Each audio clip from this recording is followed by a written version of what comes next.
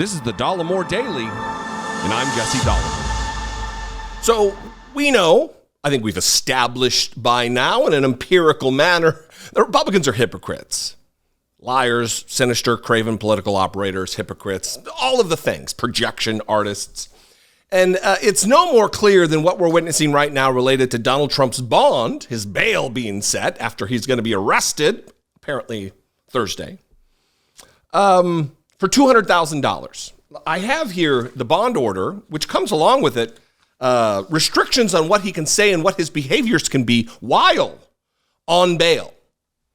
Now, there's a move in the Republican Party to keep cash bail going. And there's a movement among liberals and people of my political persuasion that it serves no purpose other than to undermine due process and the concept of innocent until proven guilty, constitutional ethos, things that we ostensibly stand for.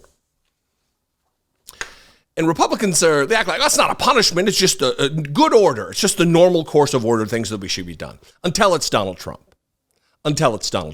Here's what he tweeted, put on Truth Social yesterday at 9:55 p.m.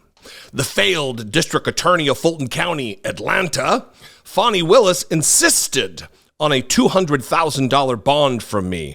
I assumed, therefore, that she thought I was a flight risk. I'd fly far away, maybe to Russia, share a gold-domed suite with Vladimir, never to be seen or heard from again. Would I be able to take my very understated airplane with the gold Trump affixed for all to see?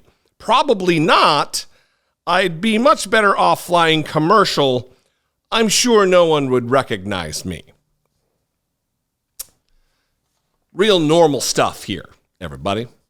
So let me read here from the order what is contained in it, and also how this is going to restrict Trump, because there's a bunch of stuff in here that really isn't being covered well enough. So this is the consent bond order for defendant Donald John Trump.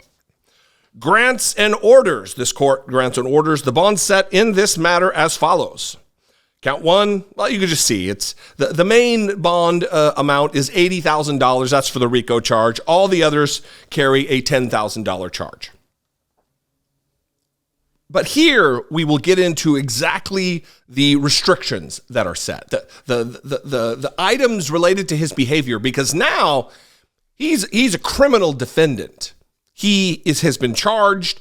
And based on the rules that the court is setting for this regular criminal defendant, not giving him special access, not giving him preferential treatment, they are telling him what he has to do. Here we go. We'll just read these. Conditions of bail. Paragraph 2. The defendant shall not violate the laws of this state, the laws of any other state, the laws of the United States of America, or any other local laws. That might be a problem for Donald Trump. I mean, we're in a situation in the United States where the ex-president, this one paragraph could pose a problem for him. That they could restrict his freedom because he's out on bail after all, and a normal criminal defendant, if you break the law while out on bail, the court has every right under the system we have, the system Republicans love, to put that person in jail until confinement until trial. Paragraph 4. The defendant shall perform no act to intimidate any person known to him or her to be a co-defendant or witness in this case, or to otherwise obstruct the administration of justice. This also could be a big problem for Donald Trump, and I suspect this is the reason that he is whining and the Republicans are whining, including Fox News and Newsmax and the other right-wing troll network of assholes out there. I predict that if he lessens the indirect or direct intimidation of witnesses, they're going to pick up the mantle for him. They're going to begin to be emissaries in the quest to keep Donald Trump's pressure campaign against witnesses on. The defendant shall make no direct or indirect threat of any nature against any co-defendant.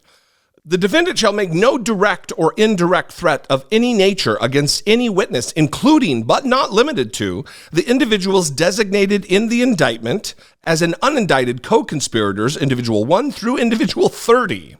The defendant shall make no direct or indirect threat of any nature against any victim. The defendant shall make no direct or indirect threat of any nature against the community or to any property in the community. The above shall include, but are not limited to, posts on social media or reposts of posts made by another individual on social media. The defendant shall not communicate in any way, directly or indirectly, about the facts of the case with any person known to him to be a co-defendant in this case, except through his or her counsel. And that's where we sit. This greatly restricts Donald Trump. And I would say, good on Fani Willis and the team there in the Fulton County District Attorney's Office, because this is something that should have been done by Alvin Bragg. This is something that should have been done in the documents case by Jack Smith, asking Eileen Cannon, the judge there. It should have been asked of Tanya Chutkan early on. Instead, they didn't get ahead of it, and Donald Trump has just run roughshod over witnesses, over co-defendants, over conspirators that he has joined in a conspiracy with. They need to get ahead of this. They know who he is. We know who he is. We know what he's capable of. Now, on to the other part of this, which is the Fox News harumph, the faux outrage from the faux news channel about Donald Trump's bond. Watch this brief clip from Jesse Waters acting like an idiot with his absolute over-the-top outrage. Fox News alert, former President Donald Trump says he's going to turn himself in at a Fulton County, Georgia jail this Thursday, where we believe they'll take his mugshot. Trump will then have to post bail, $200,000 cash bond to secure his release. Democrats have never supported cash bail until they arrested Trump. The guy who torched the Fox News Christmas tree didn't have to post any cash bail. But Trump makes a phone call to fight for election integrity, and he has to post $200,000. That just shows you this is not about the crime, it's about the punishment. Apparently, Jesse Waters isn't understanding of the concept of different municipalities having different rules relative to bond. Because if you live in Houston, if you live in Tulsa, if you live anywhere else in the country, most places have a bail system where if you get charged with a crime, you get to leave and not be held before trial, you post bail. And Republicans love this system until it impacts their guy, until it impacts their golden god. Then it's a big problem. And then the rub is the last sentence there. This is not about the crime. It's about the punishment. So Jesse Waters is admitting he believes bail is punitive. He doesn't have a problem when it's protesters out there protesting the murder of George Floyd. He doesn't have a problem with bail then. But he's got a real problem when it's the ex-president of the United States now facing 91 felony criminal charges for his serial criminality across 4 indictments. Then all of a sudden, we need to reform the system. They want to talk about a 2-tier justice system.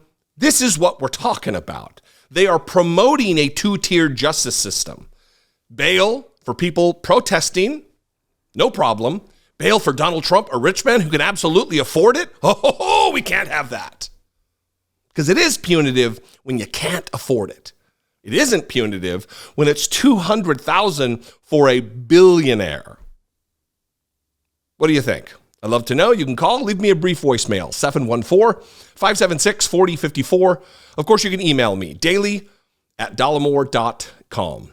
Please consider supporting my work right here, all that we do here. You can click the join button below for $2 a month. You can help produce the content we make. You can also hit the super thanks button or go over to patreon.com/IDoubtIt podcast. Follow me on social media. I'm at Dollemore just about everywhere. I'd love to see you there. And I will see you next time. Until I do, be genuine. Take care of one another.